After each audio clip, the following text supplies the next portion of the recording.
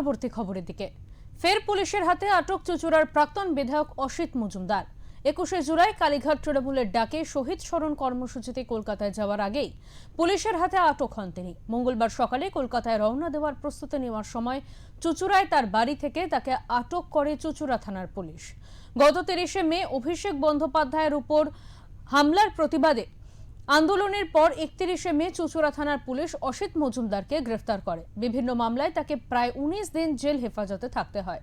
সেই সময় তাকে হুগলি শ্রীরামপুর সাংগঠনিক জেলা তৃণমূল কংগ্রেসের সভাপতির দায়িত্ব দেওয়া হয়। জেল থেকে মুক্তির পর তিনি একাধিক দলীয় কর্মসূচিতে সক্রিয়ভাবে অংশ নেন। তবে আজ 21শে জুলাইয়ের শহীদ স্মরণ কর্মসূচিতে যোগ দিতে কলকাতায় যাওয়ার আগেই ফের চুঁচুড়া থানায় পুলিশের হাতে আটক হলেন চুঁচুড়ার প্রাক্তন বিধায়ক অসিত মজুমদার।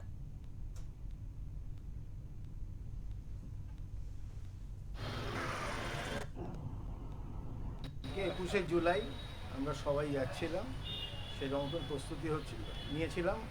উনিও সকালবেলা রেডি হচ্ছিলেন, হঠাৎ কিছু পুলিশ আধিকারিক ওনার বাড়িতে যায়। যিনি ভুয়ো সিবিআই এর ছিলেন, তিনি একটা কেসে তাকে ভুয়ো হিসেবে এসেছিলেন, তাকে আটক করা হয়। সেই আটকে আইডেন্টিফাই করার জন্য ওনাকে বাড়ি থেকে বলে একটু থানায় আসতে হবে। উনি এসছেন, অনেকক্ষণ বসে, কারণ উনি বেশি সময় দেবেন। এখন বলছে একটা কেস দেওয়া হয়েছে, এই অবধি শুনেছি। কি কারণে এইভাবে আটক করলো কিছু জানতে পারছেন? না, সেটা এখনো কিছু পরিষ্কার হয়নি।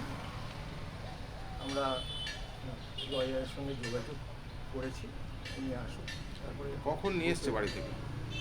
ওনাকে একদম সকালবেলাই উনি নিয়ে এসছেন।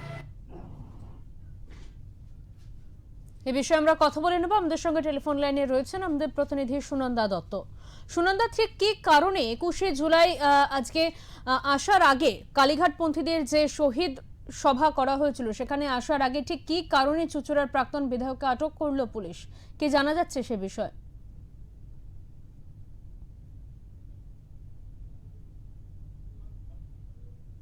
সুনন্দা, তুমি শুনতে পাচ্ছ?